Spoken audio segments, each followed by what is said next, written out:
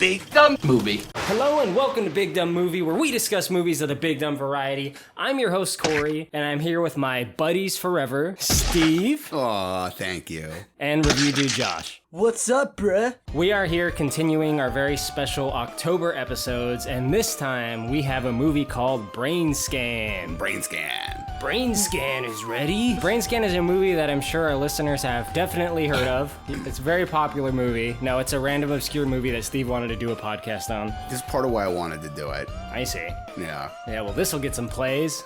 Yeah, well, yeah, absolutely. Steve, how the hell was this movie made? Wish I could tell you. Ah, God damn it.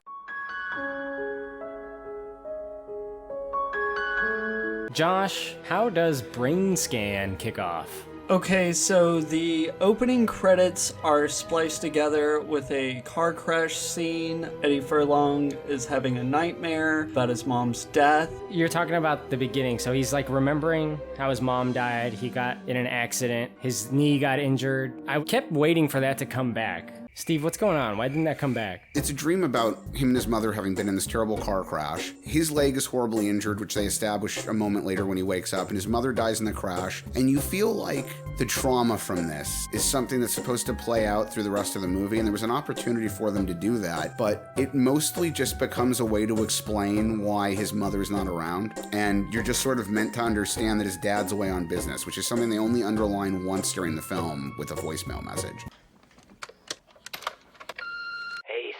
I know I haven't called in a few days, but I thought I'd check in. I'm still out getting cigarettes. These lines at the gas station. Am I right? Look, I know Brainscan wasn't the smash success you were hoping for, but you're gonna bounce back from it, kid. I got a great feeling about your career. How'd that audition for Hackers go? Okay, I guess. Has James Cameron returned any of your phone calls? Don't ask. Nah. Well, he's a fucking hack anyway. Without you, he'll never sell another movie ticket in his entire career. Mark my words on that. Anyway, I found this amazing podcast called Big Dumb Movie. You can tell the host, Corey, has a massive penis. And this guy, Steve, the voice of an angel. There's this third stoner fuck, too. I'm pretty sure he's never kissed a girl. But look, you need to check him out. They brought up this movie called The Crow, Wicked Prey. And then this movie goes into the 90s hard. Our main character, Michael, has a CRT TV phone, right? It's like a Siri, but it's like a virtual assistant Igor. Talk to me. Kyle is calling, Master. Hello! This is one of my favorite touches of the movie. It's supposed to be Igor from the Dracula stories. He just tells Frankenstein. Igor... Or Frankenstein, yeah. So, Steve, tell us about Michael. He's a regular George McFly, isn't he? Michael's a little bit of a loner. He obviously does not have a real wide circle of friends. He's not a complete crazy weirdo type. He's just not very social or very popular. He seems to spend most of his time indulging in horror movies and games and really anything kind of scary. He obviously likes metal music quite a lot. Michael, for Long's character is asleep. He has the nightmare about his mother dying in this car crash. What wakes him up is the phone ringing, and it's Kyle. And it's gotta be like midnight. And I understand, teenagers are up late, blah, blah, blah. I was certainly up late plenty of times in high school on the phone, but I think once it got to be midnight, your friends weren't really calling anymore. I don't know. Well, that's how important Brainscan is. Exactly. Brainscan, the ultimate experience in interactive terror. Dude, it's interactive CD-ROM. It's an interactive CD-ROM, Steve. Presenting 3DO, the most advanced home gaming system in the universe. Josh, I don't think Steve quite got my George McFly joke, but what is it that Michael does for fun when he's, Okay, so he's totally spying on his neighbor friend Kimberly. Because she likes it. Yeah, I was totally about to say, she's totally into it. Right?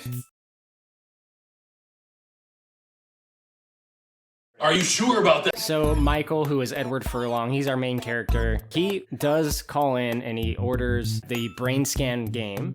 I read your ad in Fango and I just wanted to find out what's the big deal. It's the most frightening experience you'll ever have the displeasure of coming into contact with. Sure it is. Look, I've played them all.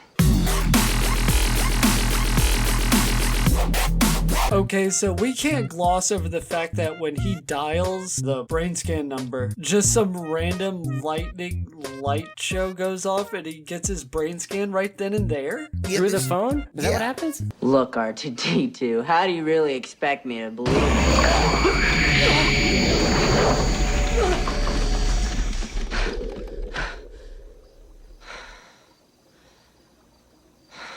Let us worry about the details, Michael. It's too late for that. It's been decided you'll play Death by Design. The first installment will arrive soon. Enjoy the ride. Yeah, somehow they read his brain over the phone so they can decide which version of the game they're gonna send him. So he comes home, he gets the disc in the mail, and the first thing he says when he sees the disc is, "I don't remember ordering this." I don't order this. And it's like, what the fuck are you talking about? You were on the phone getting this last night, dude. I don't remember getting your brain scanned, dog. And yeah, it's trying to lure him to play it. So we have the first playthrough of the first disc of Brainscan. Introducing Sega Saturn. Aww. Hit it.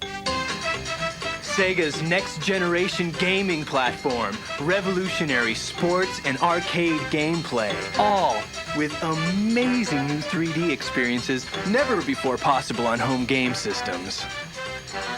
Wow. And it's, you literally just kill someone while they're asleep. You stab them to death. That's the game. That's the first part of the game. What kind of sick fuck wants to play that? Michael does. Alright, let's say there is a game where you can experience murdering someone to your heart's content. Why take a foot? I mean, why not?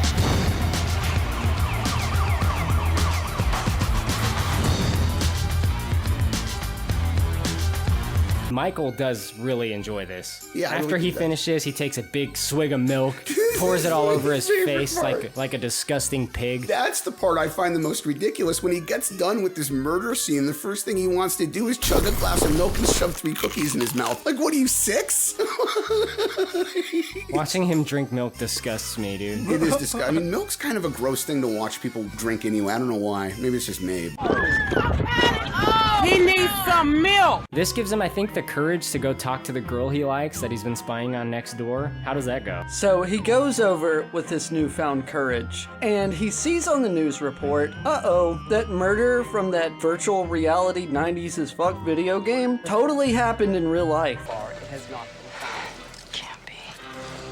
For Can't reasons be. unknown, Teb's foot was severed from his body.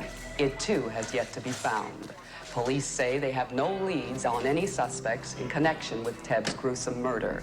At this point in the movie, I was pretty hooked. Me too. I mean, it was a little bit predictable that it was going to be real, but still cool, right? And it's like, where's it going to go? Yeah, I mean, I will concede they could have done a better job of obscuring it so that you didn't feel it coming. But I agree. I think the coolest twist of the whole thing is that's that level of immersiveness. And then Edward Furlong goes to check his freezer and finds evil afoot. And out of the TV, we are introduced with this, like, interdimensional being, monster man, kind of graveyard smash type shit, the Trickster. Please allow me to introduce myself. My name is Trickster. Everything from the name Trickster to the haircut to the earrings to the clothes he's wearing. I love every bit of it, but it is the most 1994 thing they could possibly have come up with for this film. Trickster looks like Freddy Krueger's punk rock cousin. You know what? No, I'm gonna take that back. Trickster looks like the child of Freddy Krueger and Prince's Corpse. Maybe Steven Tyler were a demon from the underworld. I was gonna say, it's been a rough couple of years for Drop Dead Fred. He also reminds me of Maurice from Little Monsters. Oh yeah. When you cut off his foot, it was art. It was magic. It wasn't supposed to be real! Real, unreal, what's the difference? So long as you don't get caught. This dude is wacky.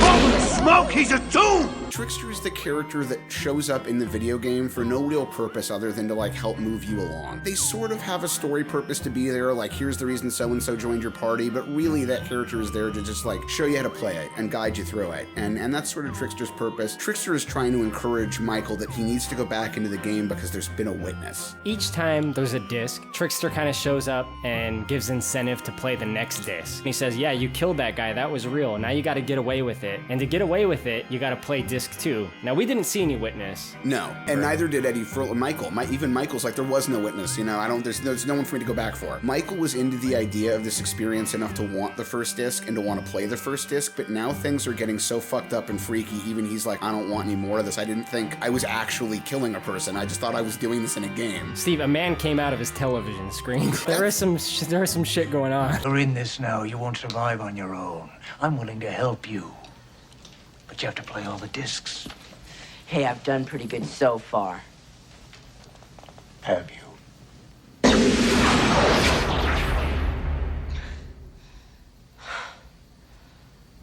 So, you mentioned that Michael's kind of freaking out. He has this foot in his freezer. He goes to bury it in the woods. Now, this is where I think the movie kind of fails, is in between the discs. When he's just kind of doing his real life stuff in between, some of which is related to covering up evidence, or some of it's just him and his relationships. I think the failing of the movie is in those in-between parts. There's a scene a little bit earlier where he rides his bicycle or scooter. He rides a motorized scooter. He's got a John Connor motorized. Yeah, he ends up on a weird small motorcycle thing, in the movies. He rides past a crime scene and bumps into a detective played by Frank Langella. The detective basically tells him go away. Michael goes back by the house where he took the foot to see whether or not it was really real and bumps into that cop again. So a lot of the in-between scenes are supposed to be the Frank Langella detective character putting the pieces together and suddenly realizing that this weird kid he keeps bumping into is part of the larger picture. But they could have made more of it. That side B story could have been more intense, and I agree with you that they wasted time in between discs, I think, not doing enough with some of that other stuff. Like the foot burial, for example. Pretty fucking lame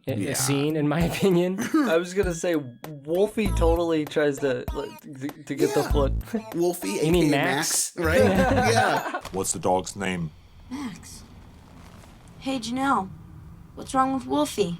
I can hear him barking. Fuck you, you little dipshit! Wolfie takes the foot, runs away, he gets the foot back. Here's the thing that caught my eye. I didn't know this, but apparently Michael has a superpower. He has super camouflage ability. Because every time he hides in a bush, no one can fucking see him. And it's very obvious, because the camera can see him very clearly. Very clearly. And they had to do that bit twice. It's like, once was already hard enough to buy. Do you really want to double down on this? Sneak 100. It turns out Michael is Solid Snake or something, Yeah, that level required stealth. So Trickster kind of comes back to Michael when he's alone and talks him into disc 2. So he gets the bright idea to record himself playing disc 2. My name's Michael Brower. I'm 16 and I'm scared to death. I'm not sure what this tape's gonna prove, but if I'm a killer, consider this my confession. And then he just comes to and there's like time logged in on the game, and then he goes back to check the camera and he just gets up and walks away.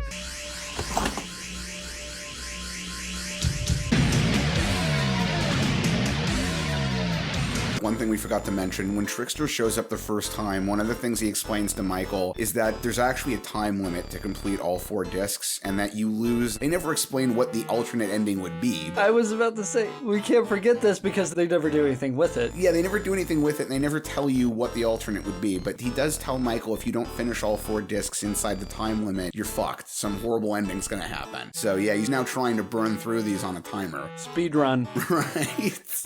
It's a little more difficult than speedrunning Mario, though.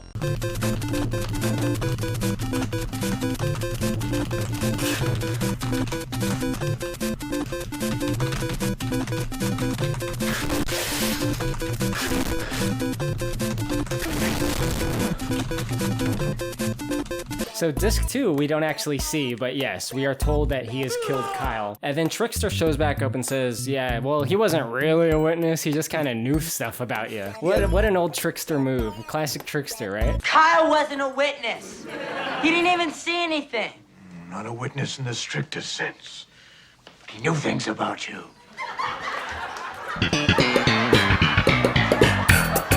That bit's pretty lame. It is. He wasn't actually a witness, but he sort of knew things about you, so we had you kill him. So there are now 2 murders in this little suburban town. So the cop, Frank Langella, his name's Lieutenant Hayden in the movie. He does pay Michael a visit. He is sleeping through this movie. Yeah, like, I don't know what was going on. I have a difficult time understanding why Langella even took this role. Yeah, I have a feeling Langella just wanted a paycheck or something, because he's way above most of the rest of this film, and you're right, he was like catatonic through a large part of it.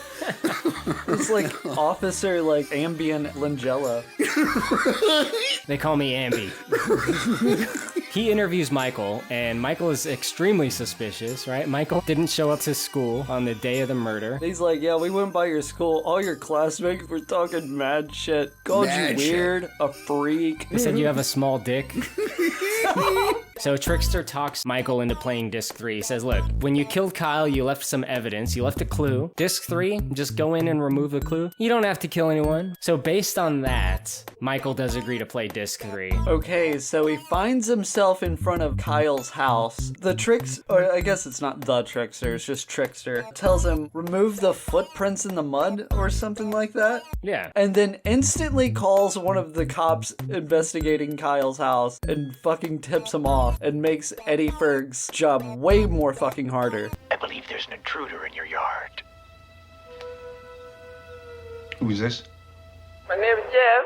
He switches it to expert difficulty. Yeah, you son of a bitch. So now there's a chase. And just so happens right around this time, the townspeople have like formed a fucking town mob, like pitchforks at the ready. Yeah, the Langella character's got like a neighborhood watch force set up to like help him close in on the killer, which is the dumbest fucking thing.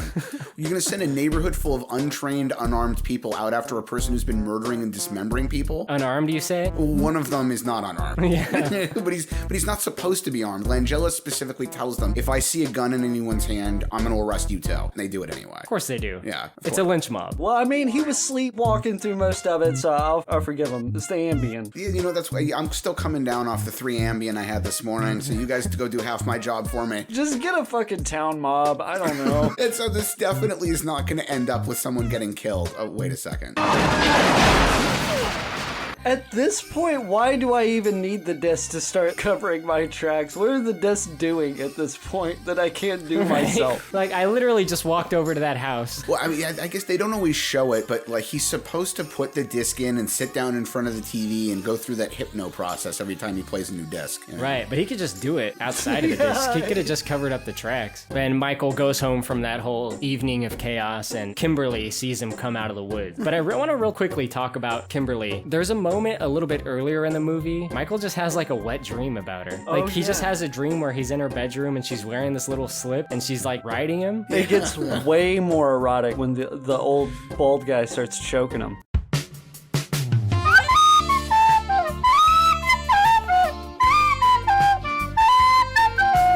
Disc 4. He has to eliminate another witness. It's basically stated that Disc 4, you gotta kill your girlfriend. And this is where the movie really starts to kind of fall apart for me a little bit. At first, he tries to slice up Trickster. Right, so this is the first time that Trickster actually shows up during one of the murders, right? Who the hell are you? I can't believe you still don't know. Michael.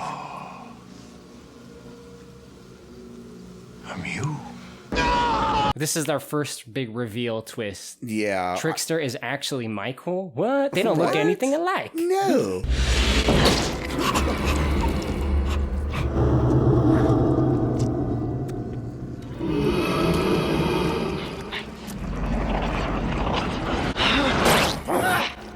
Right after this, Trickster inhales Michael. There's like some crunching sounds, but he's inhaling him, and then you see him like swimming around his eye like Art in Mortal Kombat. It's really like a merger of the two characters, isn't it? The ending basically culminates with her trying to convince Michael not to kill her and to shake away the Trickster part. I knew you couldn't do it on your own. Game over. Through that, it becomes apparent that none of this was real. Like, every moment of the film we've seen since Michael inserting the first disc has actually all been part of the game. Oh my god. What the fucking hell? So it all makes sense, actually. Sort of. Even the part where they scan his brain through the telephone. He goes to tell the girl that he loves her, and then the dog still has a severed foot. That one I've always struggled with ever since the first time I saw this. I think it's supposed to be a wink. I think maybe you're supposed to think that maybe the game hasn't ended and that this is just an additional level. Maybe it's like a double mind fuck. I can imagine you in a like, dark room, like smoking a cigarette, like struggled with that scene for 25 years. Yes, that's me, I right? don't know what to make of it. Even at 11, my parents would walk in, I'd have a pipe. My father would be like, what the fuck are you doing in here? Like, I'm analyzing Brainscan, Dad. Doesn't make sense, Pops. What does it all mean? But let's get into ratings. Josh, on any rating scale you want, how are you going to rate Brainscan? I'm going to give Brainscan 6 severed feet out of 10. Ooh, good rating. I really, really enjoyed parts of this movie, and it really wasn't until like the last 20 minutes or so that it kind of fell apart for me, and I don't think it quite recovered, but I'm glad I'm aware of this movie now. I'm gonna go next, and I'm gonna give this movie 7 out of 10. It's all a dreams. What a cop-out. But you know what? Despite that complaint and any other complaints I may have lodged throughout this podcast, this movie is very watchable. Yeah. And it's kind of fun. I'm gonna go with 7 out of 10. Tricky, slightly monster-esque sidekicks. It's not a perfect movie. There are a lot of moments to nitpick. It was not a great work of cinema, even when it was new. But despite the things that aren't good about it, there's something kind of engaging and entertaining about it. It's relatively fun. Edward Furlong, Frank Langella, and introducing T. Ryder Smith as the trickster, Brainscan. I can't wait to see what you do next. Hey guys, thank you so much for checking out this video, which was made by the wonderful and handsome review dude Josh. Subscribe to his channel, link below. Subscribe to this channel, give us a thumbs up, leave us a comment, I'll suck your dick. See you next time.